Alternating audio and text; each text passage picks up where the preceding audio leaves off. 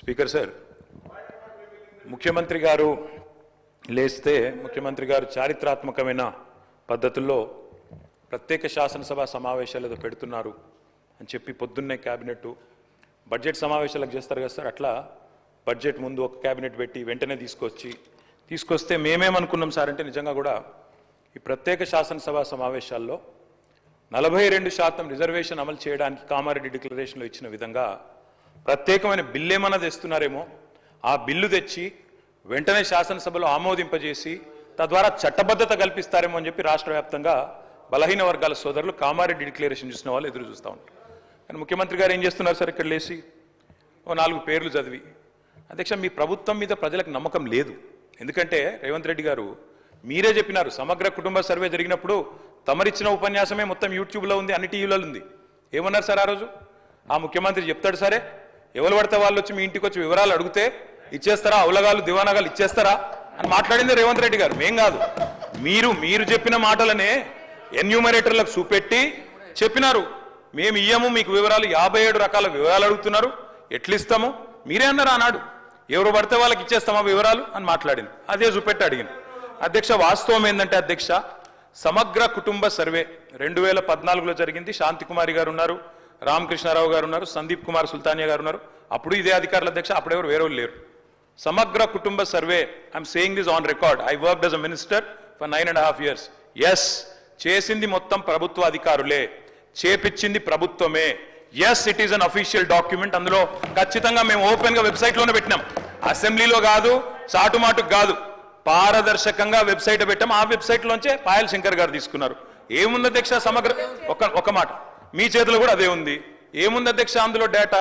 తేడా ఏంటంటే కేసీఆర్ గారి ప్రభుత్వానికి కాంగ్రెస్ ప్రభుత్వానికి అధ్యక్ష, సమగ్ర కుటుంబ సర్వేలో పాల్గొన్న కుటుంబాల సంఖ్య 1,03,00,000 కుటుంబాల అధ్యక్ష, 1,03,95,000. మొత్తం పాల్గొన్న ప్రజలు 3,68,00,000.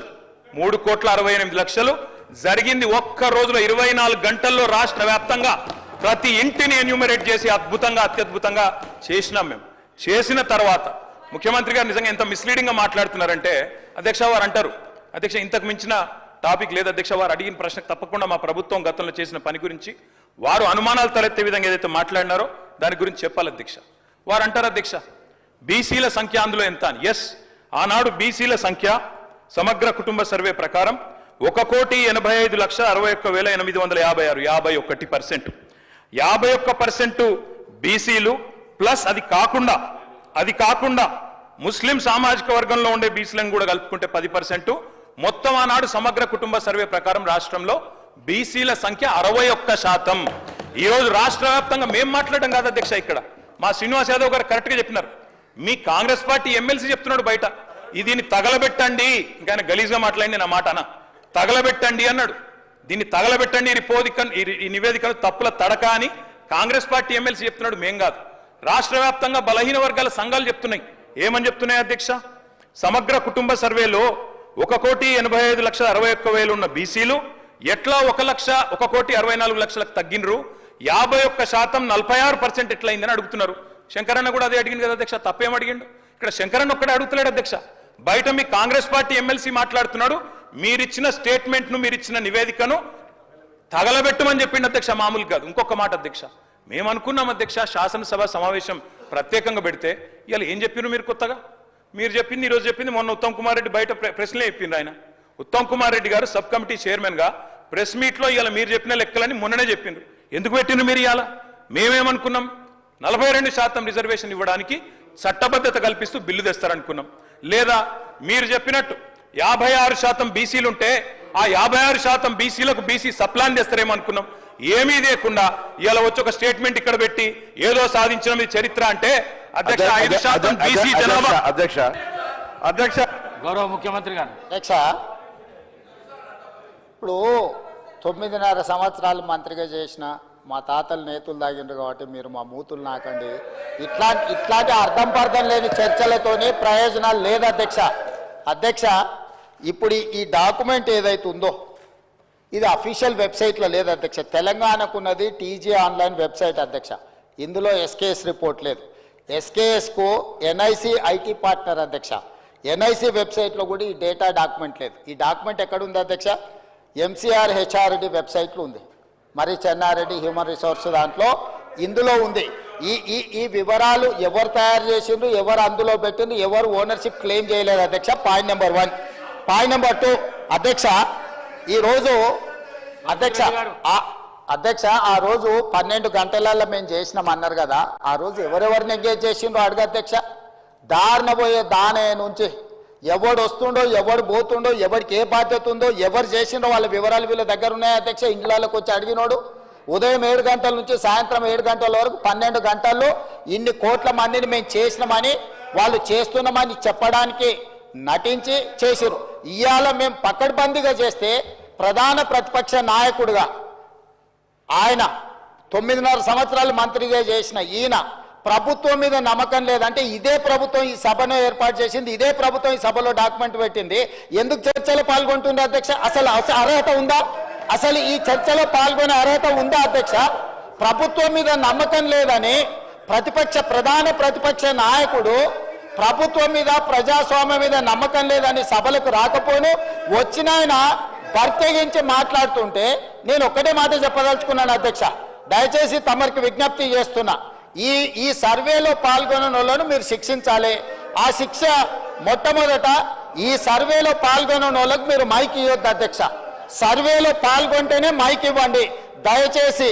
ఎవరైతే ఈ సర్వేలో పాల్గొనలేదో, ఈ సభలో మాట్లాడే అర్హత లేదు, వాళ్ళకు దయచేసి తమరు మైక్ ఇవ్వొద్దని అందరి సభ్యుల తరఫున నేను మీకు విజ్ఞప్తి చేస్తున్నా అధ్యక్ష.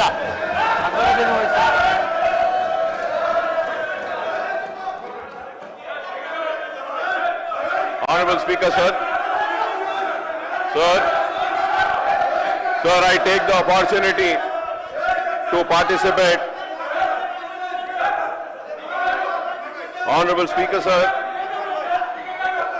I take the opportunity to participate in the discussion on the caste survey findings. I am using the word findings, sir. The reason for me, sir, kindly bring the house into order, sir. Sir, every time it is becoming like this, sir. Sir, please allow us to speak, sir. Sir, I am using the word findings, sir. Findings which are mentioned in the statement tabled and spoken by the Honorable Leader of the House, Honorable Chief Minister, sir. Please Sir, మీరు కూర్చోండి. పాలశంకర్ గారు కూర్చోండి please, కూర్చోండి. sir, మీరు కూర్చోండి please, ఇస్తాను మీకు ఇస్తాను, కూర్చోండి. sir, I would like to once again, sir, you should bring the house to order, sir. Please కూర్చోండి. పాలశంకర్ Sir, it is an important issue, sir. Please Sir, I am not yielding, sir, now. కూర్చోండి. Sir, when I again say that, sir, about the findings, sir. Sir, once again I want to reiterate my demand. और मैं अपनी बात को फिर से दोहरा रहा हूं, sir. పాలశంకర్ గారు కూర్చోండి. और दोहरा रहा हूं इसलिए क्योंकि बैकवर्ड क्लासेस के साथ ఇస్తా, కూర్చోండి. बरस से नाइंसाफी हुई, उनको उनका हक नहीं दिया गया, उनकी पसमानदगी पर हर किसी ने वोट लिया,